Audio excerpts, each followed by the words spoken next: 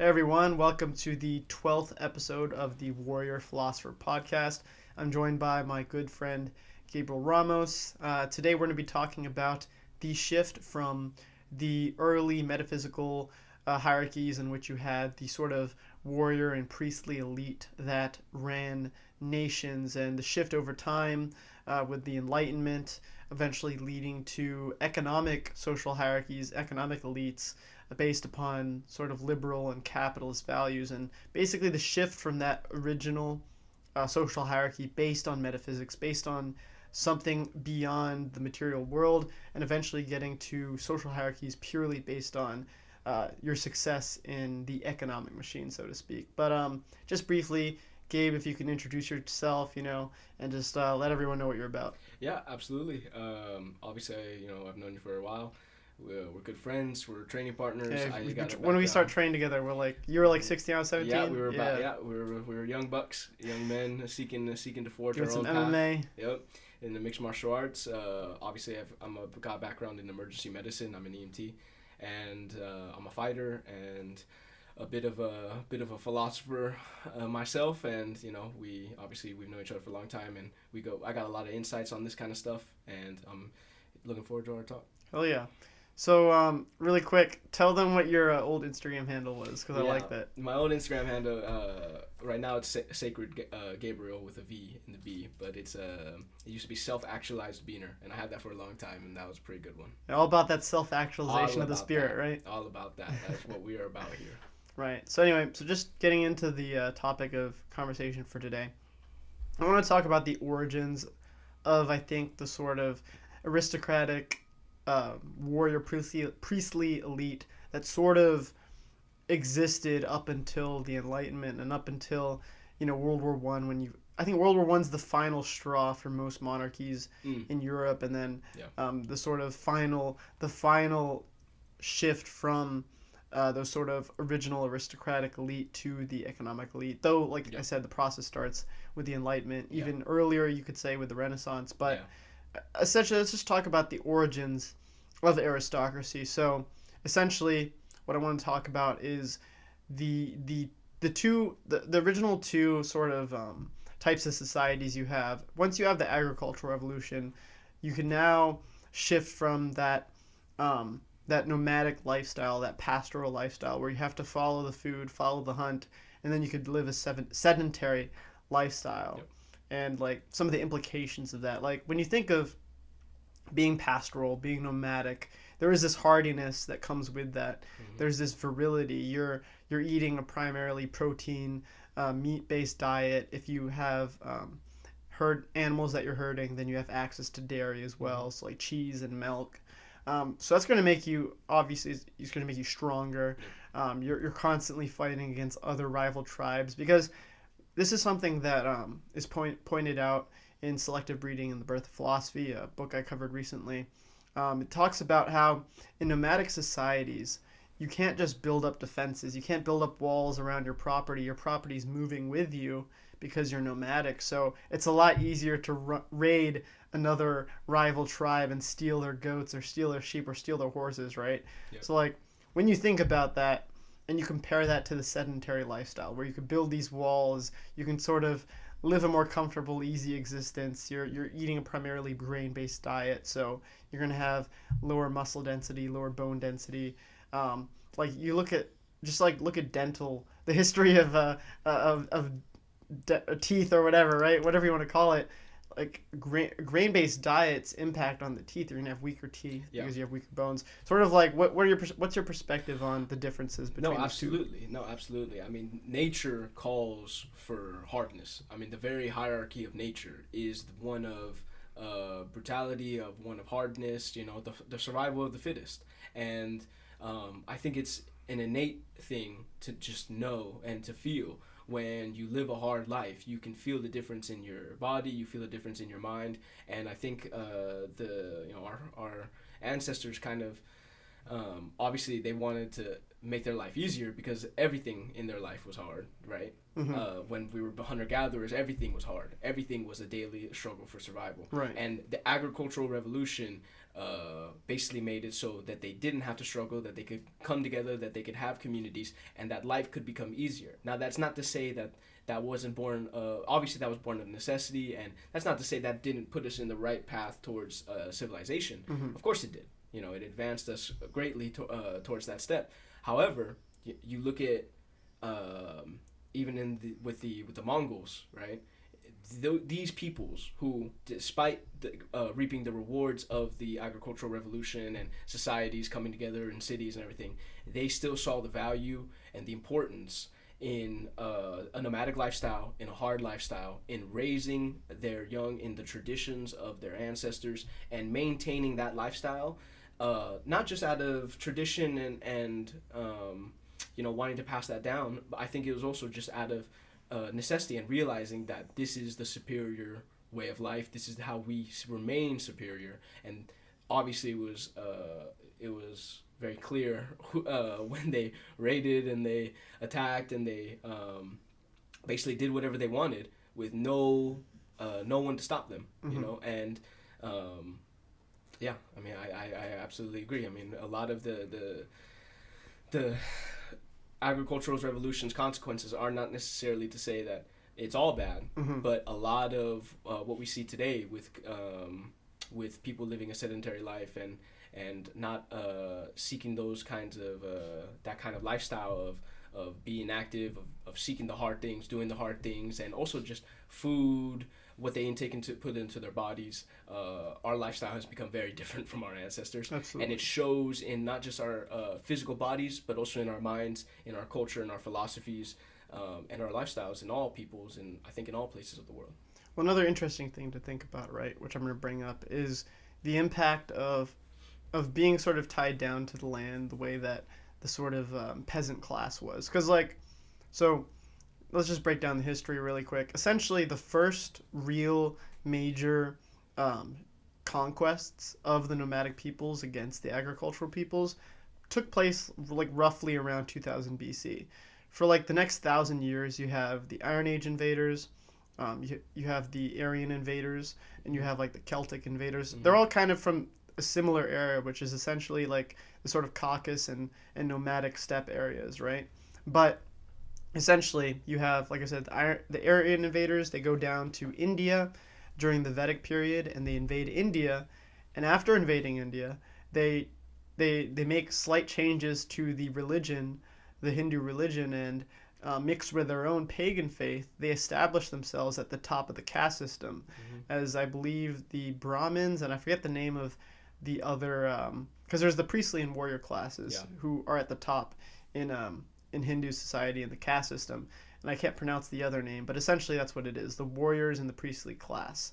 And it is they essentially, like I said, they mixed their religion in to the Hindu religion a little bit and gave themselves that position as the people at the top, right? So that's the Aryan invaders. And then, of course, you have the Celtic and the Iron Age invaders. The Celtic invaders go into what is today mainland Europe. And mainland Europe at that time is peaceful, agricultural, matriarchal.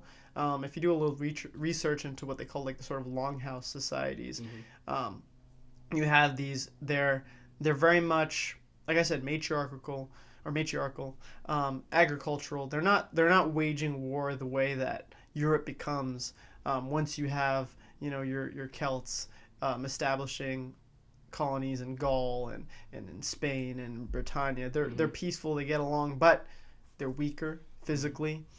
They're not attuned to warfare. They don't have that same sort of cleverness that you gain from constant struggle and constantly needing to survive. They lived a pretty easy lifestyle. So of course, when the Celts come in there, they absolutely decimate the native European population at the time. Yep.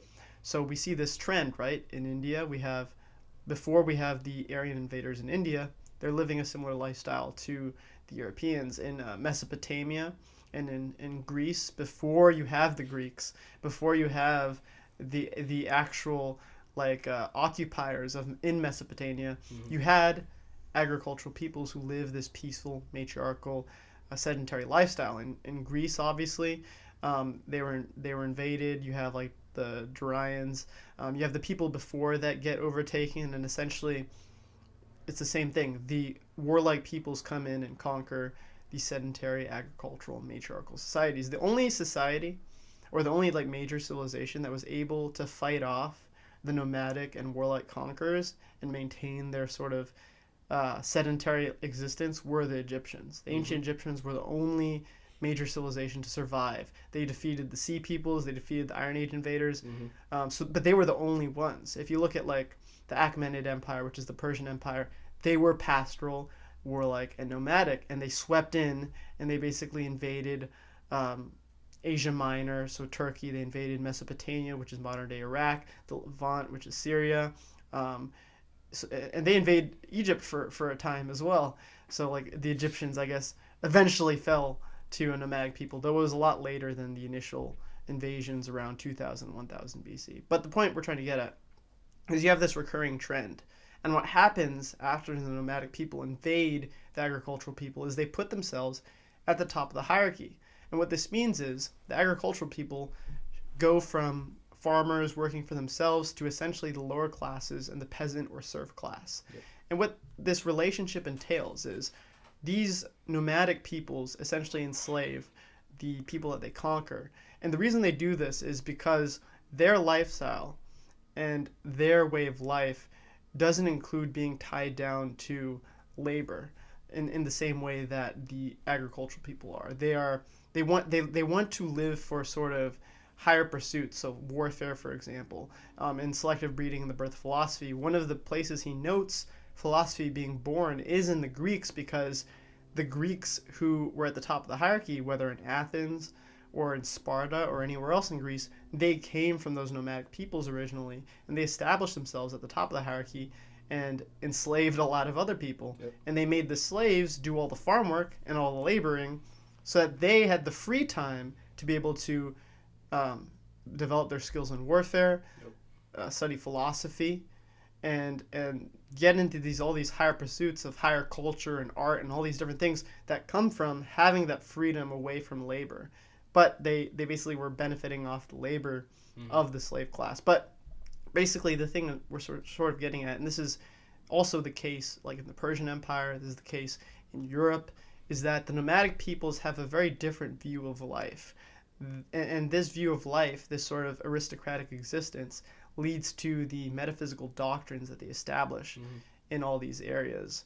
They establish their religion as placing themselves at the top and placing themselves as the conquerors and creating this hierarchy. Like you mentioned, nature is hierarchy, right? Yep. Animals that can kill other animals without getting killed back are at the top of the hierarchy. So this metaphysical doctrine that they establish is sort of a reflection of nature. They, the powerful, go in there and create a reflection of nature in their hierarchy. Absolutely. And like, what would you say? Like, look at the implications of that. Like, what does that really mean, right? I mean, we look at the implications of seeking the things that nature has already aligned for us, right? So we actualize our spirit to align ourselves with what we know is going to put us at the top of the hierarchy. I think everyone does it. I think it's just the natural order of things of survival of the fittest. The will to power, kind of. Exactly. And the Vikings are a perfect example, right? It's not just I don't think you can just even put it to example of just nomadic peoples and just that. I mean, you look at Vikings, and the Vikings also actualize that kind of will to power of being and living and breathing their belief and lifestyle, right? Everything that they embodied. To a certain extent, right? Obviously, they became Christians later on and all this other stuff. But to a certain extent, right? Especially the berserkers, especially these people embodied solely what it means to be at the top of the hierarchy, right? It doesn't matter what you have. It doesn't matter what you are, who you are. As long as my physical capabilities and my violence can overcome you, I can take what you have, and thus that puts me at the top of the hierarchy. And the implications of that is just a reflection of nature, I think the reflection of nature in our not just in our structures and in our societies. I think when you look at the implications of that, you're talking about people actualizing a real living, breathing example of this is nature. Nature has aligned itself, creation has aligned itself to hierarchy. And thus we align ourselves to hierarchy, and that is what the winners do, at least in history, right? In history, that is what winners have done. That is always what people who have prevailed, the histories are already written. We already know who the victors are, and we can see for ourselves just how they got there.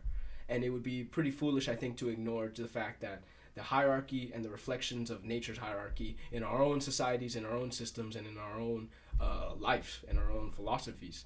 I think it'd be pretty foolish to ignore that and to ignore the implications of that.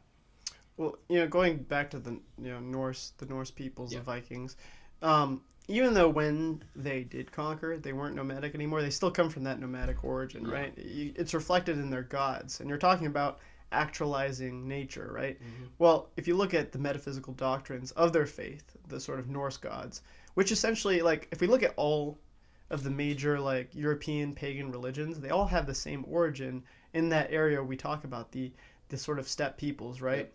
They go everywhere. So if you look at the Celtic gods, you look at even in the Hindu faith during the Vedic period, mm-hmm. the gods that they came with and they mix in with the Hindu faith. You have a synchronization of those. Mm-hmm. You have, like, you look at the Hellenic faiths, right? Yep.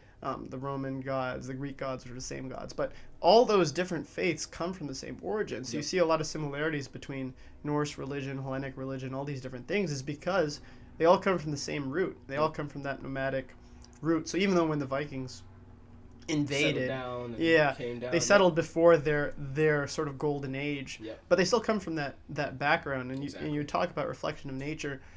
Nature is reflected in their metaphysical doctrines because the Norse faith is one that values this virility. The virility of conquest and of being strong is reflected in the religion the same way that it is in the Hellenic faith. So we look at afterlife and the impact of afterlife and what that has on the psychology of man. The sort of afterlife you see in the Hellenic faith and in the Norse faith is that the warrior, the conquering warrior who is willing to sacrifice his life for something more will achieve the higher sort of heaven. The greater heaven, because you don't have the same afterlife in Norse faith or in Hellenic faith. They both have their sort of, you weren't super good, you weren't super bad. You're just kind of there. Like in the Hellenic faith, you literally have two heavens. You have Elysium and you have Isles of the Blessed. To get to the Isles of the Blessed, you need to have achieved Elysium 3 times, right? So even there is a hierarchy in the afterlife, and that affects the psychology of the Greek who wants to be a hero, because he knows that he has to strive for something greater in terms of existence to be able to get that eternal reward. And what this does is the metaphysical doctrine impacts his material success, because if he believes through his heroism he will receive the greatest afterlife, and he's going to be willing to sacrifice in battle, he's going to fight harder, he's going to train to be a good warrior, and hence it's going to make the Greek military tradition such that they're going to overtake peoples without this metaphysical doctrine. Absolutely. And you look at people's, this is just an example of that we talked about earlier. Even the Crusaders is the actualizing of that metaphysical spirit, the spirit to take, to fight, to win. Mm-hmm. That spirit is also manifested in a lot of different points in history, and the Crusaders are a perfect example, I think, in saying, although Christianity has its own rabbit hole that you can go down in terms of how the Christians have actualized that kind of will to power. And I think, although it's, obviously Christianity is very flipped on its head when it comes to what victory is, right? What power is. I think the fact that the Crusaders were still able to obtain the victories that they did at certain times, the overwhelming odds, the odds that were stacked against them, and still coming out on top, still being able to take that power and to manifest it into their fight and into their will, and then to come out victorious. I think it's a prime example of what we're talking about. It is exactly what it means to actualize that spirit and that fight. And a lot of people's, I think, have been able to actualize that in history. But obviously, you know, what we're talking about right now is how that's basically fallen from grace, how that's fallen from Right. from our grasp. The shift, yeah. The shift towards that. Well, even you bring up the Crusaders, right? It's the metaphysical doctrine that impacts the material, and the reason they lost in the end was for the same reason. The Muslims had that metaphysical doctrine that they were willing to sacrifice and die for. Yep. And you look at the early victories of Muhammad. The reason they won so many times is because he basically was like the first kamikaze, like suicide attacking. Like he would just send his people in, and they would go in prepared to die. Yep. And you know, even if they were outmatched by their opponents, their willingness to fight to the death is why they were able to conquer so quickly early on. So that's why the early Islamic caliphates were so successful. And an interesting thing to think about, going back really quick, so I mentioned like Elysium, the Isles of the Blessed, is we see a similar thing in the Norse faith, right?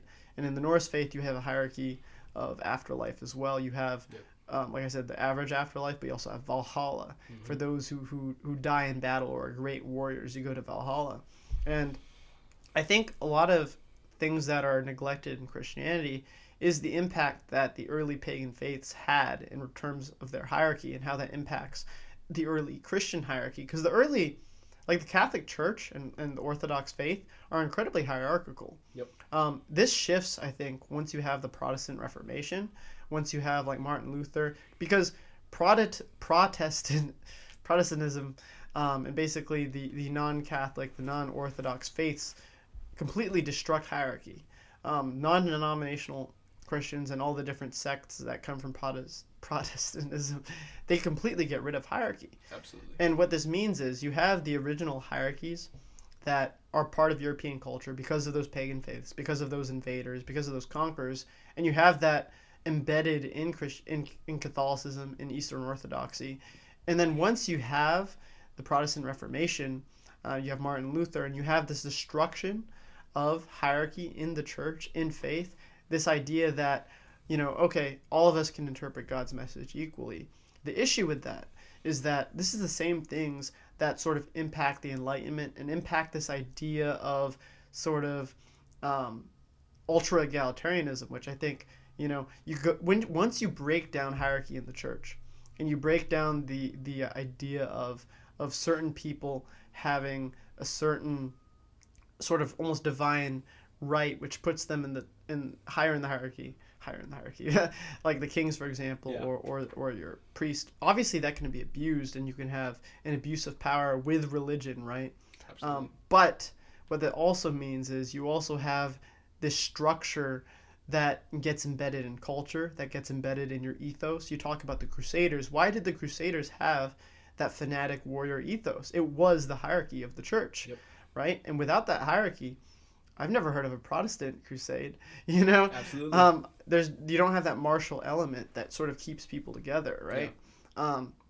And once you lose that hierarchy and once you lose that structure that comes from hierarchy, I think it really weakens society as a whole. So, like, if you really look at it, because Protestantism is so divided and there's so many different sects, you lose that unity that you have in Orthodox countries, or, you know, Catholicism really doesn't have that same legitimacy that it used to in a lot of the countries. Like France is not super religious today.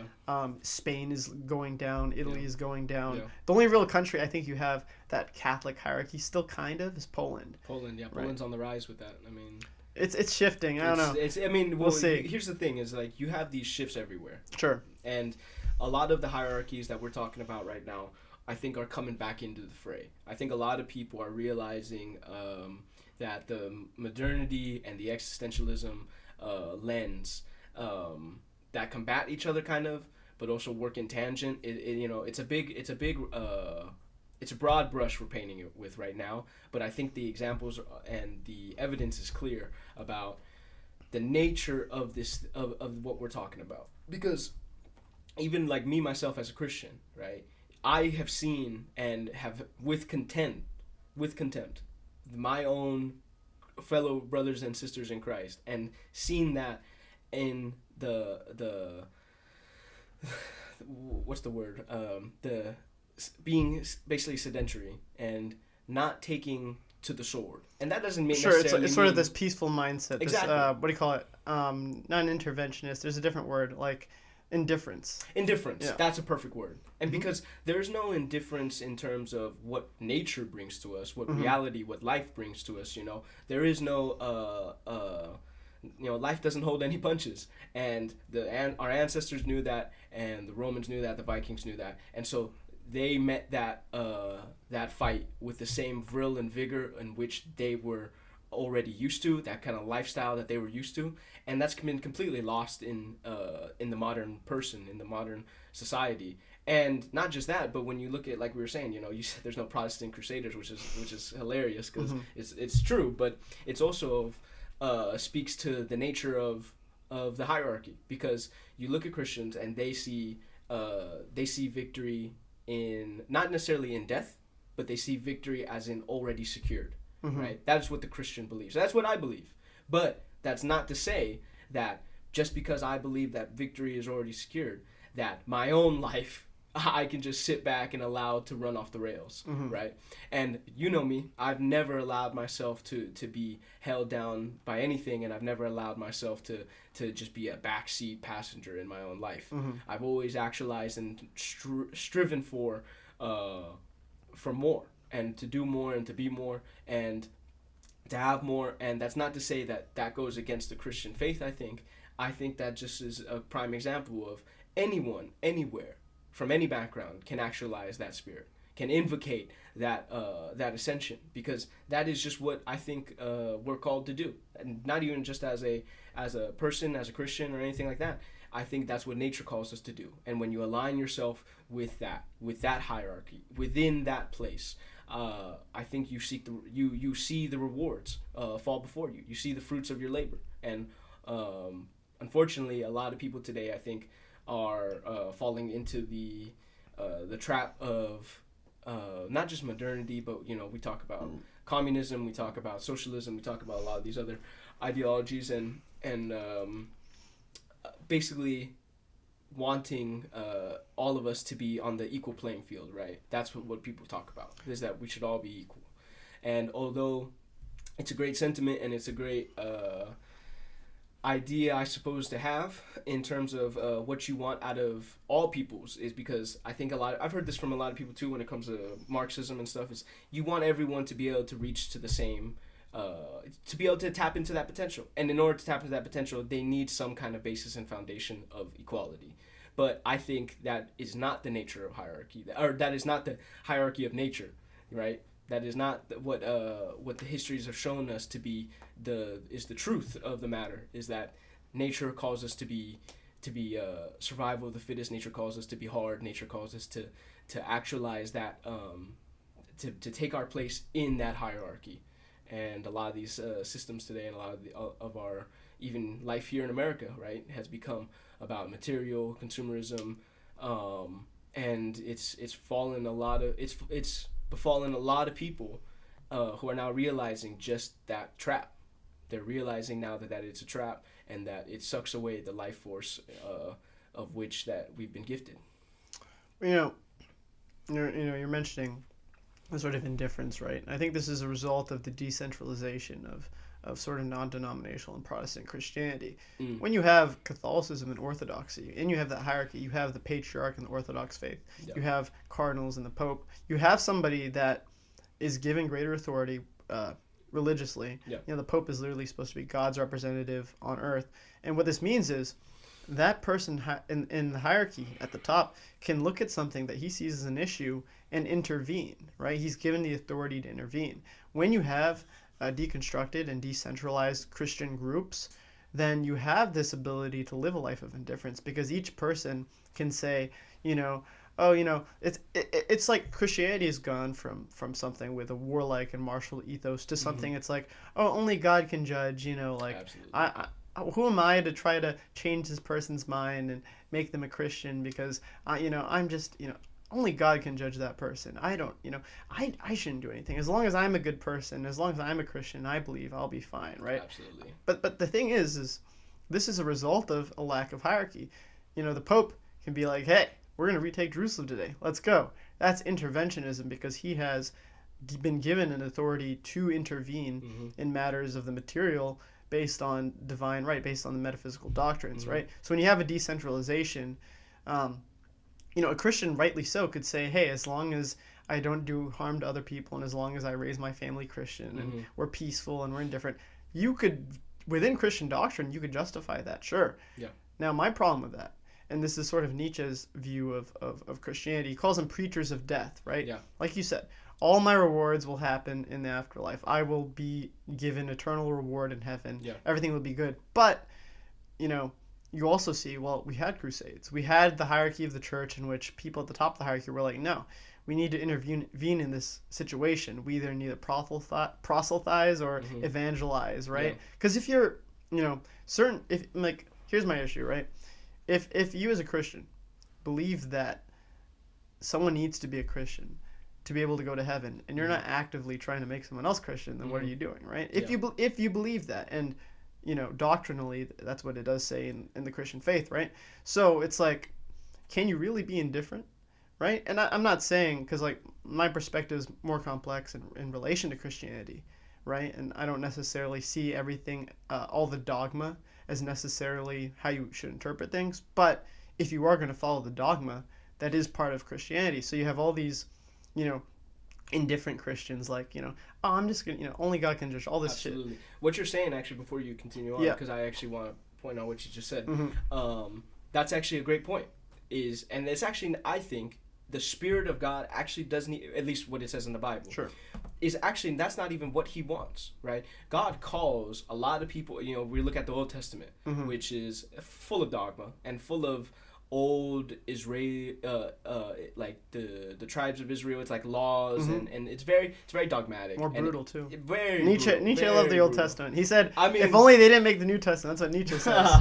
Well, that's the thing, right? Is that's the it's not. I don't think a lot of people call it the contradiction of Christianity. I don't think it is. Well, it's supposed to be the ratification of the Mosaic laws. Exactly. Right. Doctrinally. Exactly. Yeah. And that's the thing, is when you look at what God calls us, what God calls Christians to do and to be like in the New Testament, obviously it's the up to date version of the Mosaic laws. Well, yeah, because it's supposed to be that he is it's not correcting. It's the new covenant. He's not correcting, and this is within Christian doctrine. I like I said, I don't really buy into all the dogma, but I understand it, and the idea is that man was not yet ready for these new laws. So man could have multiple wives. You could stone people to death. It's because man wasn't ready, and the idea was with the coming of Christ, now man is ready to accept those Mosaic laws. Absolutely. That is 100% true. And that is what I wanted to get at, though, with your point, is that when you look at the Old Testament, God is not all forgiving. No. And all just like he is quite the opposite. Right. And that's the thing, is it is almost as if when we don't actualize ourselves and align ourselves with with not just with truth and with reality, but with what our spirit is yearning for, with what we want to invocate into the world, when we don't align ourselves with that, God literally punishes us. God literally says, hey, you guys are doing some wild stuff. You guys, you guys are going against some way, way beyond what you were supposed to. Like, all things good and beautiful that I have created and put into your capability, into your free will, and you've gone the completely opposite direction, and for that, I will smite you. And that's the thing, is I'm not very appreciative of a lot of those kinds of Christians who sit back and in disposition about their faith and say, well, like you were saying, it's like, as long as I'm a Christian and I raise my family Christian and we don't do no harm and we don't do this and everything, it's like, yeah, I can honestly say that, oh yeah, my family and everything, we're gonna go to heaven, and this guy who doesn't do all those things is not. It's like, I don't even think that's what actually God's saying. I think he's actually saying the opposite, is because I've known people my entire life. I've known some people for a very long periods of time, and I've seen them grow, I've seen them develop. Bad people, good people, and I've always found that it's always the man in the arena. That is a man after God's heart.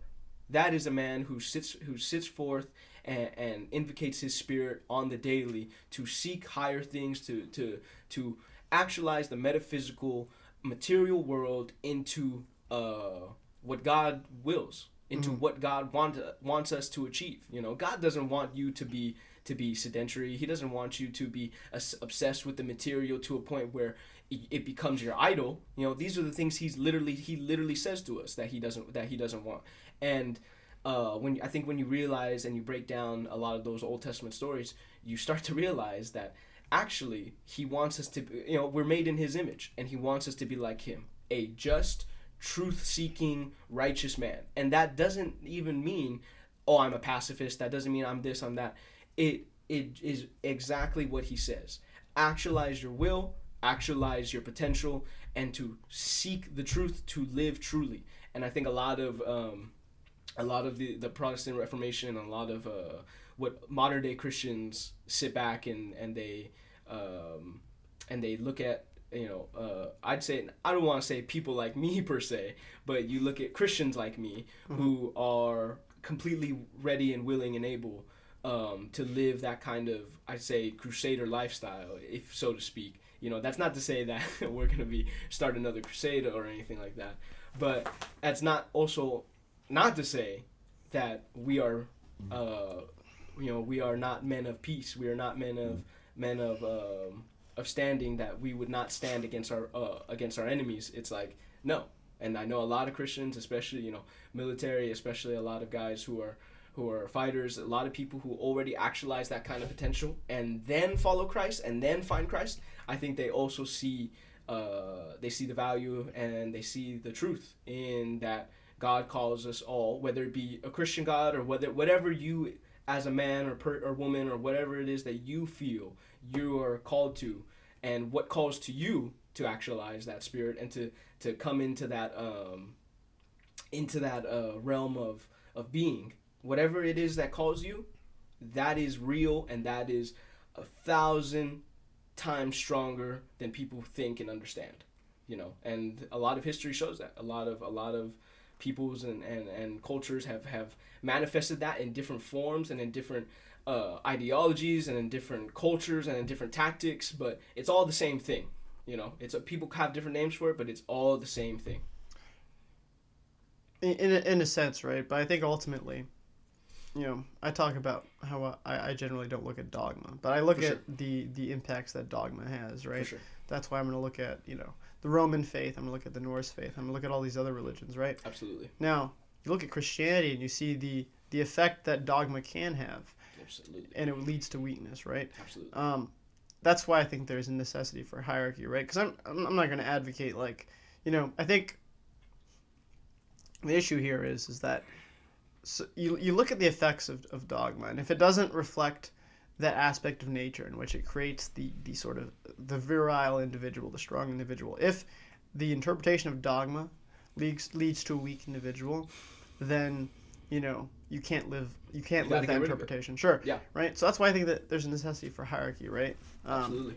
Because the problem is, and this is the thing Nietzsche will talk about, right? You have, you know, I'm not even going to say that it's just purely master and slave morality, but once you allow those who align with slave morality, so essentially, just to briefly talk about the difference, master morality is essentially the morality of those who conquer first, those who are strong based on, like, nature has made them strong, or through their indomitable will, they are strong, they have conquered, they've established themselves at the top, so they value strength, they value exceptionalism. And then you have slave morality, which is based on those who have been conquered. It's based on those who weren't strong enough to maintain their independence, right? So they generally see things that are powerful and strong as evil because they themselves feel like they can't have it, right? And what happens with this, right, is you have these two different kinds of moralities. More people fall under the slave morality, that sort of envy and jealousy of strength and power. And what happens is, once you lose hierarchy, and Nietzsche talks about this, he said, for a long time, Christianity, and let's not pretend he was pro-Christian, but he did say when Christianity had hierarchy, it redistributed that potential for the slave morality to fester up in ressentiment, which is essentially resentment and that envy and that jealousy of power. It was able to redistribute that to other things, right? With hierarchy, instead of letting that sort of slave morality fester, it's like, okay, you're going to go to church, you know, you're gonna direct your anger towards different things, this or that, whatever, right? But once you have the Protestant Reformation, and I'm gonna kind of tie this into your ultra egalitarian movements in the future and the Enlightenment. Once you have the loss of hierarchy, which comes with the Protestant Reformation, you're now saying that each individual can interpret the metaphysical doctrine however they like. Not exactly however they like, but it leaves a lot more room for interpretation, which leads to these really wacky interpretations of Christianity. And what this means is once you essentially start to let everybody have their own approach to Christianity, now it's almost like the beginnings of everyone creating their own morality, because they can interpret Christianity different. And what happens is, first you have this, you still have the Bible because it's still Christianity, but then you start off with that, and then you get to something different. And the different thing you get is, now let's say you're not a Christian, but you come from that Protestant tradition of each individual is freed from hierarchy. They're interpreting, the Bible on their own. That goes from that. Now you have someone without the Bible. And now they're just interpreting morality on their own. And that's what leads to things like postmodernism. That's what leads to the sort of modern, progressive, liberal outlook on life. So if you look at the Enlightenment, a lot of the ideas in the Enlightenment were sort of replacing metaphysical doctrines with this humanistic and individualistic outlook. So you have a lot of and this is tied to capitalism as well and economics. If you look at the shift we see, you have these aristocratic elites that originally come from the warrior classes. And now with capitalism, with the free market, with liberalism, you go from that, the aristocracy, to now, well, with capitalism, somebody can manipulate the markets, manipulate finances, and make a lot of money. Now, having money means having power in a sense, right? And from that, you also get this individualism of, okay, well, a big part of the Enlightenment is freeing themselves from that hierarchy. So it's also freeing themselves from those metaphysical doctrines. Now, you have all these individuals saying, well, maybe I can interpret morality for my own. Maybe I don't need this king or this lord to tell me how it is. Now, sometimes that's fine, because sometimes that creates meritocracy, that creates survival of the fittest. Now you have individuals that might have been held back before that can come up. But this also means is you open the floodgates for everybody. So now you have things like the French Revolution, and you have the masses revolting against the aristocracy, given, the aristocracy in France had grown quite weak. They had grown quite decadent. They no longer reflected that warrior elite. So rightly so, they should be overthrown, but they should be overthrown by another virile class of people. But instead, they were overthrown by the masses. And now, the whole point of postmodernism is a deconstruction of traditional values, and each individual kind of has their own values. And the belief is that, they won't contend with each other.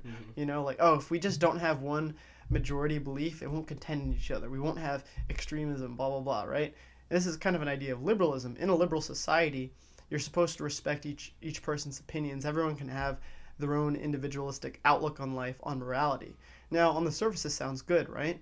But when you have all these different points of views, you have a greater you have a greater risk of conflict between these different viewpoints. And when you have more conflict and you have a deconstruction of values, it allows certain people to take advantage of that. So if you want to look at the effects of postmodernism on modern America, you see all these different social movements. You see all these different, sort of progressive, these offshoots of progressive ideology.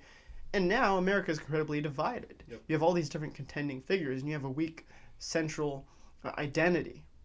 And this is, I think, all rooted in this loss of hierarchy over time. The shift from the hierarchy that was based on metaphysical doctrines to a hierarchy that is more, you can have a fluid hierarchy, that's fine, but it has to be based upon the sort of natural, most capable ascends, instead of we look at free market capitalism. On the surface, it's supposed to be a good thing. On the surface, it's like, okay, the smartest people clearly are going to make the most money, right? That's not always the case. It's not the smartest people that are always making the most money. It's those who can manipulate markets and finances to their advantage, or they just happen to be born into something. If you were born into a kingdom in medieval Europe and you weren't a good king, what happened? Overthrown. Exactly. But if you're a bad businessman, you're just like, all right, I'll let my board of directors do this for me. I'll maintain my 51% of the company, maintain my majority, but I'll get someone else to do all the heavy lifting, right? CEOs aren't always the smartest people in the company. In fact, I would say that they're usually not the smartest people in the companies, right? Nikola Tesla died broke. Freaking was Einstein a millionaire? Well, Nope. maybe a millionaire, but he wasn't a billionaire. Yeah. Elon Musk is one of the few guys who's like actually really smart, who's at the top of the game.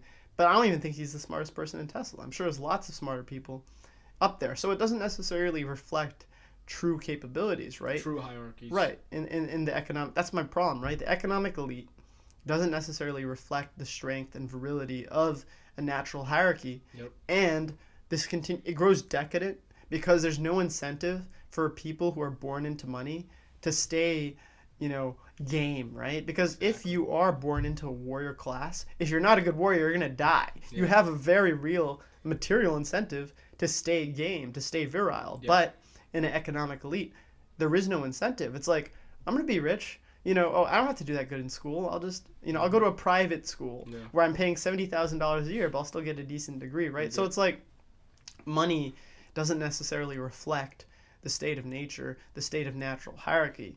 And what I'm getting at here is you start off with, let's say, let's just go way back. First you have these virile Norse conquerors and these Roman conquerors, right? They get a little civilized once you have Christianity. They become a little bit more peaceful. They're still waging wars, but, they're a little bit more peaceful. They still have hierarchy, though. Mm-hmm. All good, right? Yep. Now you have the Protestant Reformation. Okay, no more hierarchy in the church. Everyone can read the Bible themselves, interpret themselves. It sounds good, right? Yeah. Sounds good. Everyone has liberty and freedom. Fine. Now you have the Enlightenment. And it's like, okay, you don't even need religion necessarily to interpret morality. Maybe we can all figure out morality on our own. Maybe we can rationalize an ideal form of morality. Yep. But then, hold on, wait a minute. There's all these people around the world with completely different views of what right or wrong is. There's a few things that most people agree on. Most societies will agree murder's wrong. Most societies will agree like cannibalism's wrong or whatever. Mm-hmm. But then you get to more nuanced thing like today. You look at gender identities. That shit's not gonna fly in the Islamic world. Nope. You're gonna get stoned to death, right? Yep. That's so once you get to these more ambiguous things, or you is healthcare a human right? In some countries it is, some country it isn't. Yeah. Or you go what economic policies are moral or immoral. Mm-hmm. You get to these ambiguous things, and now you have all this conflict, all this disagreement. And so you go from those things, now you're in the Enlightenment, now you get liberalism, okay. Each person can pursue their own pursuit of happiness, no big deal. Just don't infringe on someone else's happiness. But then hold on, wait a minute. Now we're getting all this economic inequality from hyper-capitalism and industrialization. This guy named Marx comes about. Hey, look at this economic inequality. Maybe we just shouldn't have any hierarchy. Not metaphysical hierarchy, not natural hierarchy, not economic hierarchy. Let's just get rid of it all. Let's just get rid of it all. Right. And the idea with Marx is that, okay, well, if everyone has abundance, if we have unlimited resources, there's going to be no conflict. Yep. It's all going to be fine. So let's just get rid of every single kind of hierarchy.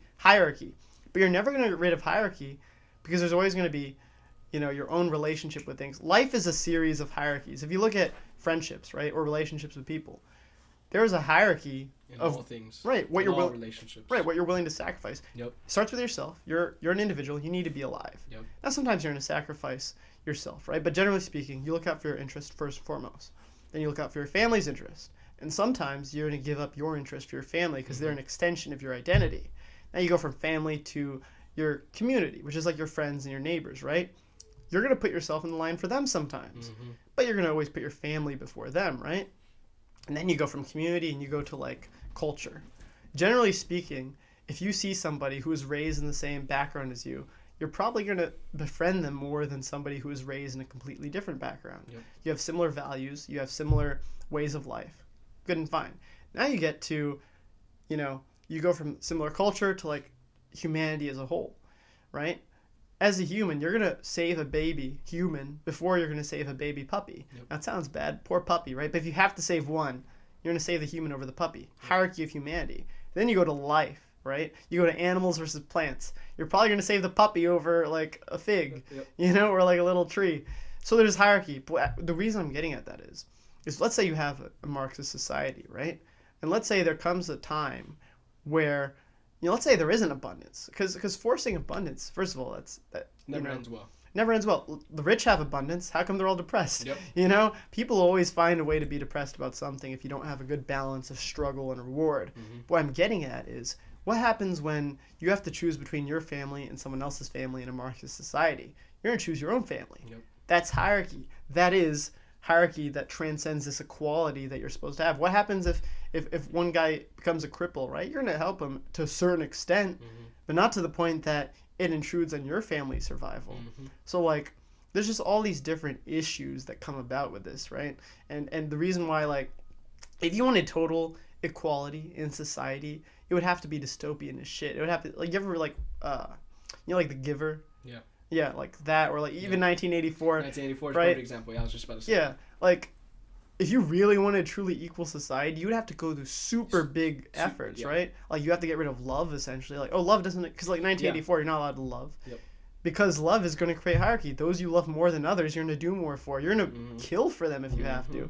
That's hierarchy. So that's just why I think certain things you can't really transcend unless you just completely shift humanity as a whole. Like you could do it. You could create an ideal communist society, but would we even be human anymore? Exactly. Right? So it's like there's all these things to consider when you go from metaphysics to ultra materialistic. Because communism, really, when you think about it, it is the most materialist. Ideology. Maybe they reject materialism in the sense of like money and advancing over others, but it's the most materialist. Most material. Because easily. it's equal material is going to make everyone equally happy somehow, right? So they are the most materialist ideology, just not in economic, like, okay, in know, an like, economic sense. yeah, they just don't worship material, yeah. but they believe that material solutions will just solve everything. Yep. But a material solution can't solve a spiritual problem, right? So that's sort of like my point of view. And that's also, I think that's a perfect point, because I think that's the capitalism is a different coin. But I think it's the same side, if that makes sense. It's similar, yeah. We're looking at capitalism that deprives essentially the metaphysical importance and strife that comes from so like you were talking about the economic elite. Like the economic elite are a prime example of what happens when you take away the metaphysical strife and struggle and pursuit of metaphysical things from material things. And again, it's like, everyone thinks that capitalism is survival of the fittest. It's if you can make it, you can make it. You can have everything you want. You can have that mansion as long as you're smart enough. You got a good idea. Whatever it is, that's the American dream. But the reality of it is, like you were talking about the economic elite. The reality is everyone knows. I think now is that that's not the reality. Is that the truth of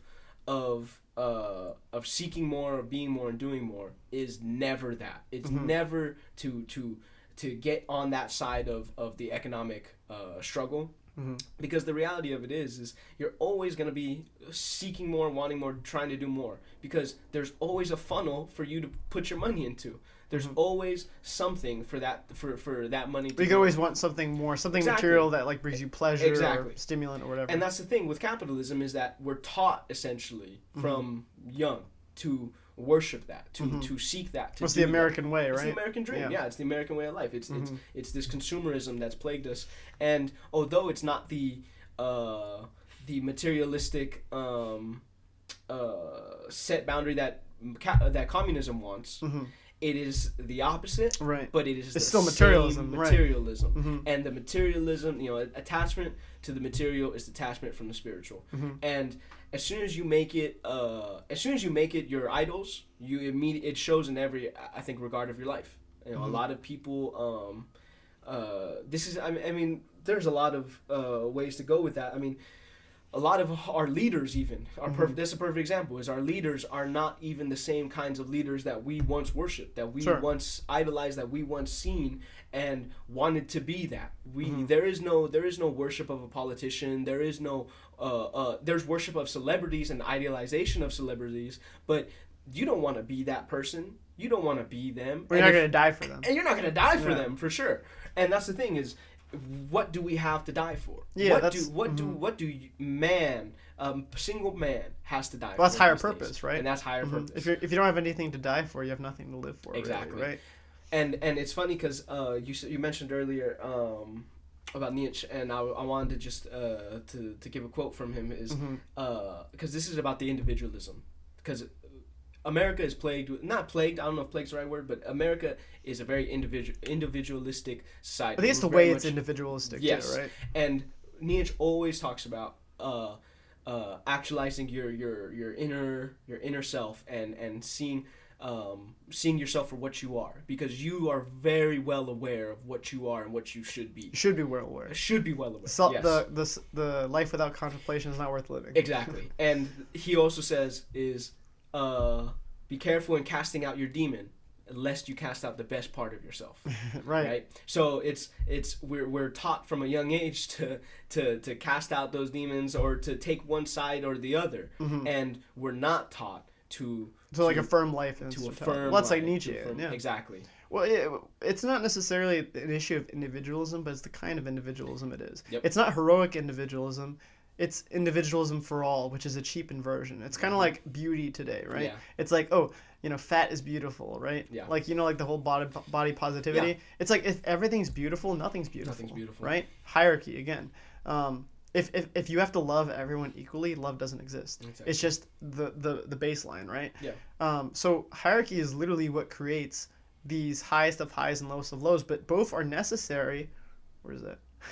Both are necessary to sort of like affirm life in its totality, to have that true full experience. So you talk about like the demons, right? That side of you that's the darkest is also, it could also be the brightest. Like you look at like GSP, for example, George St. Pierre. He used to say that he had to get in his dark place and think about all the bullying he experienced in school. If there was some pill that could just make him forget about all the bullying, on the surface it sounds great. Like, okay, I'll just take my Xanax, I'll take my Prozac, right? But then maybe that side of you is also what leads to innovation, what leads to your greatness, what leads, like, look at, all right, this is a controversial opinion, but like, take Kanye. Maybe his craziness and his like bipolarity, that probably contributed to his early success in music, right? Yeah. And now it went a little too far. He's kind of gone off the rails. But let's like look at when he came up with Graduation or Runaway or whatever. When he made those albums, like he still was the same person. He was still that guy with all those mental issues. But that mentality, that craziness, also leads to great art. Look at Van Gogh. That's a better example, less controversial. That's controversial. He died not knowing he was going to be like the most celebrated artist of all time, right? He died not knowing that. But he was crazy and he was willing to die for his art, cut off his ear for his art, right? Or look at Nietzsche, literally descended into madness. Some people say it was the syphilis, but some people will say it's because of how much he tried to take on. Like he just tried to think so much that he just burned himself out and went crazy, right? But there's like, you have to affirm the entirety of yourself. And that's another issue I have with a lot of like the Protestant Christians. For sure. If you look at Eastern Orthodoxy recognizes the physical element of existence. Like we have to look at all the good, the bad.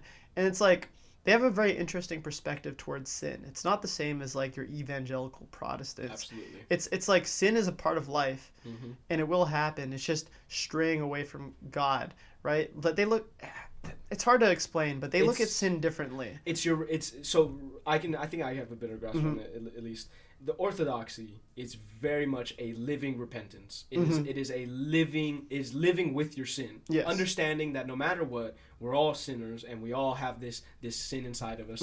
But when you live through your repentance, that is actually what makes you an Orthodox Christian. I'll look it up really quick too.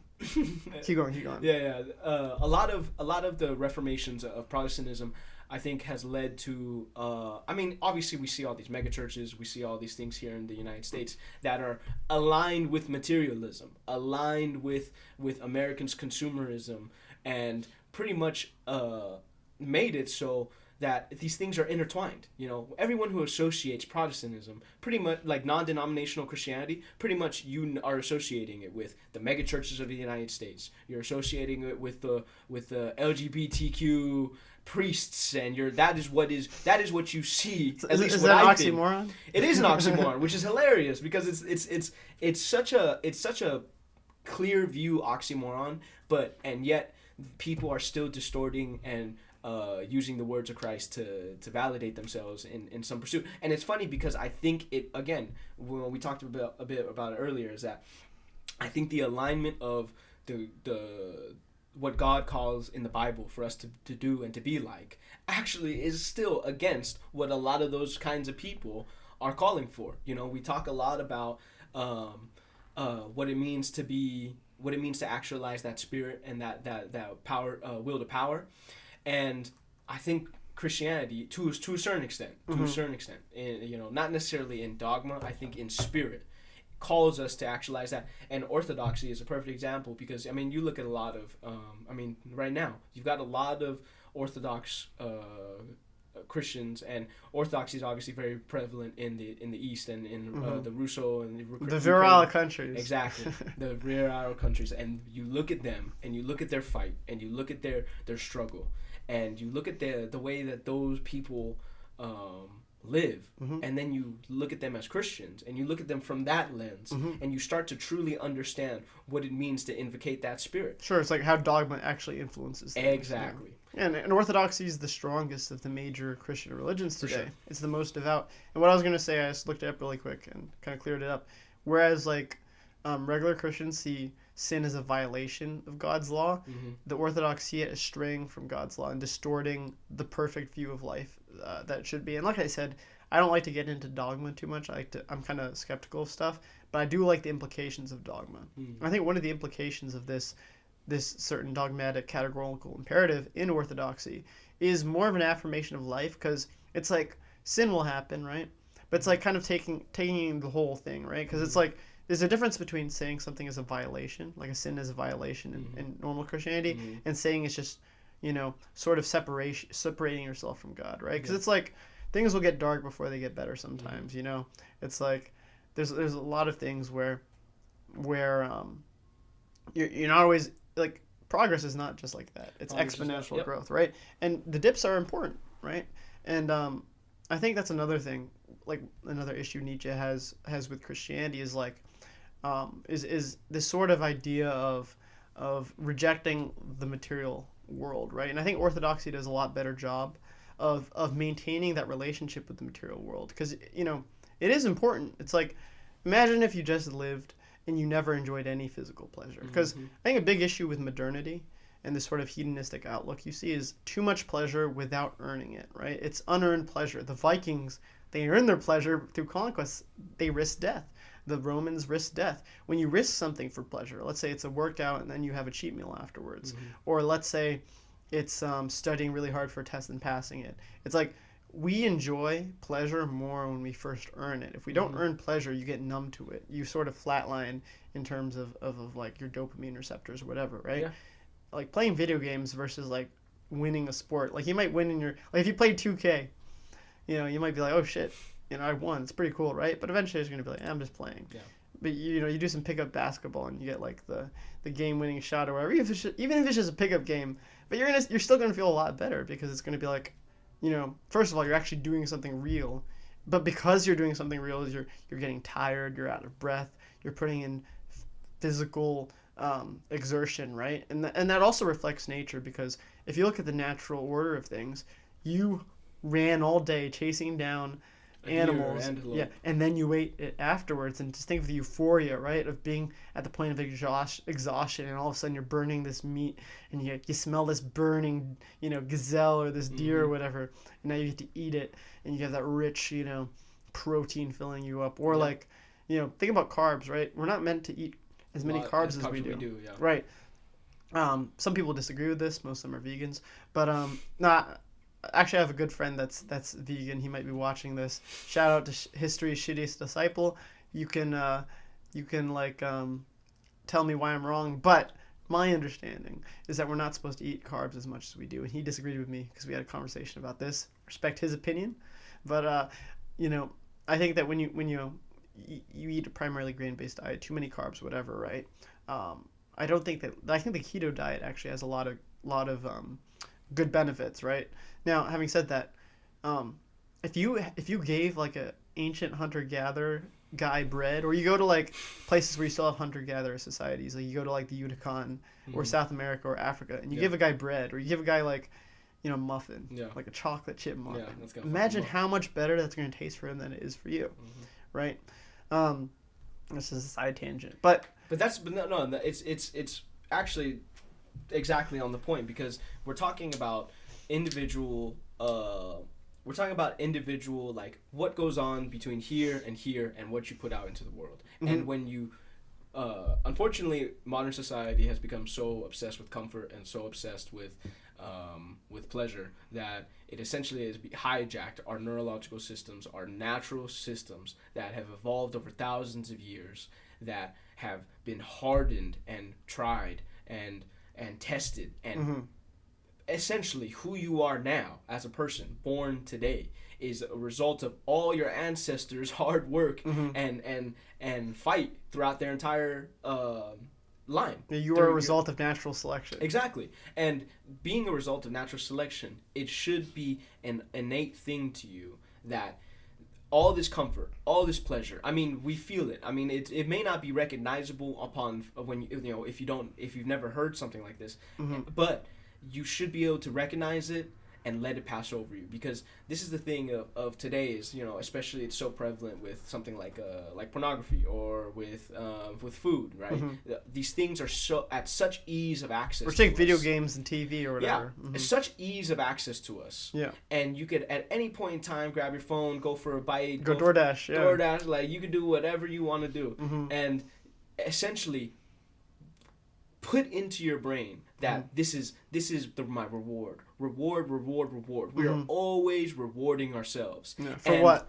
And for what? Yeah. And what do you do? And it's not even like some people still seek the comfort even in their work, right? Some people still take that road of I'm going to do an easy job where I don't have to do anything, and then I'm going to reward myself even more when I get home. And this constant cycle of consumerism, of hedonism, has just plagued the modern man. Well, it's like the samsara and the will to life that Schopenhauer talks about. Exactly. And you're talking about, this is, I think truly, it's a disease that once it overtakes you, you can overcome it. But I think it really does grip you, and I think until you realize that, until you see that, and realize what is actually happening to you, it's impossible to get out of that. And a lot of what we're talking about right now, obviously, aligns with not just we're talking about Orthodox Christianity. Orthodoxy aligns with that. A living repentance is essentially aligning yourself with God's will, with what God calls you to be more, to do more. And when you align yourself with that, when you deprive yourself of the pleasures and the rewards without the work first, that is not only just in line with what God wants, but it's in line with what nature calls and with what nature shows. And it was what history shows, that the people who deprive themselves, or who not even just deprive themselves, but who may already be deprived just by circumstance of their way of life. The nomads on the steppe, or the Vikings in Norway, and the Danes, and you got all these people who were essentially either forced or chose to be in the positions that they were in, and look what came of it. Sure. And a lot of people today aren't even willing to put in that first step of taking that step of action, of realizing the position that they're in, the position of comfort, the position of just being sedentary. And there's a lot of ways to avoid that. The intellectualism of the modern, it's not even just a modern thing. I mean, the Renaissance and the Enlightenment was a perfect example of how intellectualism became more important than any kind of, not to say just physicality, it's not just how many push-ups you can do, but it's like, are you a warrior? Can you fight and defend yourself? Can you fight and defend your ideas and your religious beliefs and your way of life? Because that is essentially what is what preserves and what is the point of societies and civilizations, because it's to defend your way of life, to preserve your peoples, your families, your bloodline, and to continue on and to win. Well, that's a thing of today, right? It's this sort of degradation of a relationship with the physical, relationship with that elemental, that dangerous sort of life that we had in the state of nature. And it's like, it's a good thing that life is I don't want to say it's good that it's easier, but it's good that like we're not dying at the rate that we were in hunter-gatherer societies, but something is lost when you lose that aspect of danger. And when you have like this sort of blatant this blatant intellectualism of today, and you have people that think they're superior just because they're smarter. But it's like, you know, that's a result of sort of modernity. Mm-hmm. You go back far enough, it wasn't enough just to be smart. You had to be strong. The Greeks were the perfect example of this. Mm-hmm. All your favorite, and I said this in one of my last videos, all your favorite philosophers were soldiers. Jacked. Yeah, they were jacked. Like They were Plato, jacked. Plato was a soldier. Socrates was a soldier. A lot of pretty much every major philosopher, and going into Roman times a lot of the time too, they were soldiers. You had to fight. It was a way of life. The Greeks were a martial society. They had the citizen army where if you were a citizen, you had to know how to be a hoplite. You had to know how to hold your shield and hold your spear. I'm pretty sure Socrates, he fought in the Battle of Marathon, I believe, right, or something like that. But something like that. Yeah, but I mean, these guys were a part of that history, right? So to act like intellectualism and sort of relationship with the physical has to be in contention. It's just not true. You had that perfect synchronization and combination early on when nature still had a greater role in our lives, right? So there's just something to think about. But we can start wrapping up. Oh, here's a funny little tidbit. So Socrates was part of the Battle of Marathon, but he did not get to fight. He was part of the long line of hoplites all the way to the back. Oh, damn. Yeah. Poor Socrates. Poor Socrates. No honor. No, he's like, no glory for him. Come on, let me get into those Persians. Yeah, I know.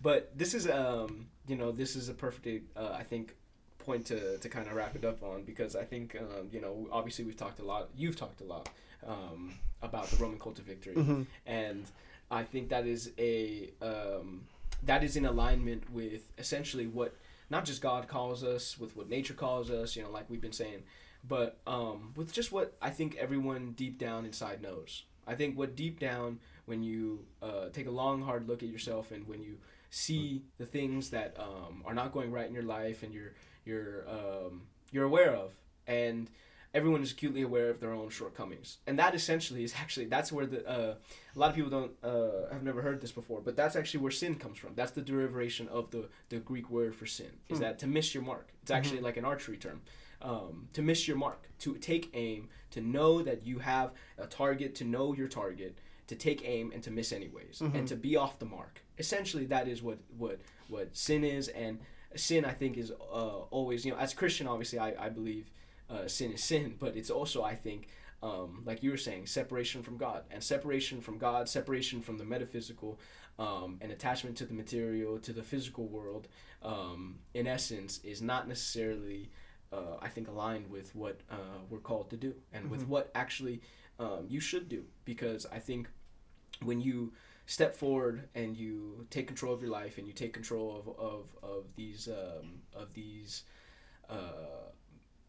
histories, and you understand them, and you look at them, and you examine them, and you see the parallels in your own life, I think that's when you actually realize just the kind of potential that is within every one of us. And that's what, unfortunately, modernity, with what the modern philosopher, not that there's any besides my buddy right here, there are some modern philosophers, but most of them suck. Exactly. And that's the thing, right, is we've been deprived in this modern age of that. We've been deprived. You will never see a Roman triumph march through the streets. Yeah, where's the red paint? You will never see an imperator with red paint marked on his face to be assigned to Jupiter, the god. It's like we've been deprived of that.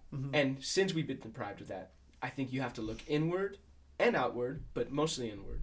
And you have to see those things and to realize them, and thus bring them forth and bring them out. Because otherwise, you're going to be stuck.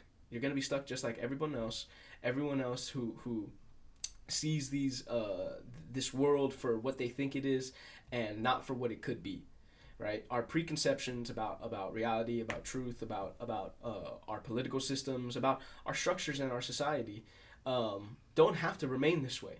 We can take control. We can actualize our potential, and we can step forward into the new thing that we truly want, and that we know is not just what we want and what we need, but in reality is what nature wants, is what the true hierarchy of the world is. And once you start to realize that, and once you start to be that, and to do that, I think you'll see a big change in your life, just like I've seen in my life, just like Patrick's seen in his life. And this is just, I think this is the way of the world. This is what God intended. Yeah, so I guess we sort of wrap it up now. One last thing I'd like to say before we go is I think that the issue isn't necessarily the material, but seeing the material as the final form For sure. of life. I think that, in the second I talked about in my last video, what I called radical aesthetics. It's like, radical aesthetics to me is you have the aesthetic world, the material world, and through transcendence, that's radically changing that material thing and giving it metaphysical form and giving it metaphysical value. And we saw this in the Romans, like we said, with the cult of victory. The Romans saw they saw the material as a way to influence the metaphysical, right? And I think that the whole point of our lives is you do have to experience material things. You should experience pleasure and pain and all these different things, but it shouldn't be just pleasure for pleasure's sake, right? It's like Miyamoto Musashi says, do not seek pleasure for its own sake. Everything you do in the material should be to end up in that final form of the metaphysical. It's like I always use this example. I've used it in my last video. I'll use it again. The painter, right? Each individual color is just a color, but the painter painting those colors together and creating something beautiful and profound, that's transcendence. That's the transcendence of the colors onto the canvas and into a beautiful painting that can evoke emotion from the person looking at that painting. Like, you see a beautiful painting, it sort of changes you, right? That emotion, to me, that you feel when you see that is the metaphysical. It's that something more, which doesn't make sense. It's just colors. But I think metaphysics comes from a beautiful reflection of nature. A lot of beautiful paintings reflect nature in one way or another. They reflect the immense power and chaos and beauty and terror of nature, right? So that's the sort of process I see. The artist is an architect of metaphysics. He turns the material into something more. And I said it in my last video, I'll say it again. We, as humans, right, we start off as just colors. But life is like our canvas, and we have to paint ourselves across the canvas of life. And we turn our lives from the material into something greater. We become those perpetual victors, and we're bathed in red, blood red, Yeah. We're now part of the cult of Jupiter. We're now conquerors, whatever, right? Maybe in a more modern sense, there's a different way to interpret that. But I mean, it's whatever works for you. And that's the thing is the cult of victory is a reflection not just of, like you were saying, of just life and nature. It's a reflection of ourselves. It's a reflection of the reality that we know what we're capable of, and the fear is not of failing. The fear is of reaching our greatest potential, because it's so far beyond what we actually understand and could even see. And I love that. I love that analogy that you kind of made with the painter, because I think it's a perfect analogy, and I think it's perfectly shown in the Romans' cult of victory and in their worship of the gods. I mean, even in their memorials, in their statues, they are becoming like gods, and in becoming like gods, they essentially secure their victory. And that's not to say that victory is for victory's sake. It is a consequence of their continuous cult of that. Well, yeah, it's a result of the metaphysical, the pursuit of metaphysics. Yes. Yeah, them pursuing that metaphysical higher existence is the reason they're successful. Exactly, right? It's not the other way around. It's the process of transcendence. Exactly, and it's the process of transcendence that you should chase, that everyone should chase, that through that process you find God or gods, whatever you choose and seek. But the metaphysical power that comes from that, and the invocation of your spirit and the power that gives you is real, and it's shown through history that it's real, and you can feel it in this life as a man now. You don't need to be painted in red and to be part of a triumph to feel that. There's a lot of different methods and outlets for that. So, yeah. Yeah, so, I'm an existentialist. I believe we can create our own meaning, but you can only create your own meaning if you're exceptional. It's like Nietzsche's philosophy. It's for the few. You can be the few that does something more. You're not, like, there's no real rights here. There's no real, inherent things. You have to earn it, right? Yep. You have to gain that privilege through your exceptionalism, through your effort, through like the sort of culmination of all your skills, right? So that's something to keep in mind. You're not. That's why we need hierarchy. You can't interpret the Bible. We're making the Bible Latin again. And you can't read the Bible. And you know what's crazy too is I think actually not to continue on here, but modernity has robbed us of that. Our culture has robbed us of that. It used to be that, why is it that when we turn 18, all of a sudden we're called men? And where is your rite of passage? Where is your step towards manhood? Where is that transition? Because right now we don't have one. Right now, unless your parents do that for you, you really don't have one. Yeah. There is no rite of passage. There is no, oh son, you're old enough to wear my legionary armor or whatever it is. And because we don't have that anymore, you kind of have to make it yourself. Yeah. You got to do it yourself. You got to pull yourself up by your bootstraps, and you got to see and to do that yourself. Create your own bar mitzvah. There's a rite of passage. There you go. There's a rite of passage. Just got to read a couple lines of the Torah, and then you're a man. There you go. Yeah. Anyway, well, it's a good time to stop because you see the lighting messed up for some reason. Anyway, but yeah, thanks for watching. If you made it this far, let me know in the comments because I always find that impressive if you can listen to something for 2 hours straight. Oh yeah. Anyway, as always, Patrick Hamilton, joined by Gabriel Ramos today, and this is the Warrior Philosopher, building the foundations of the Warrior Philosophy. And we'll see you next time.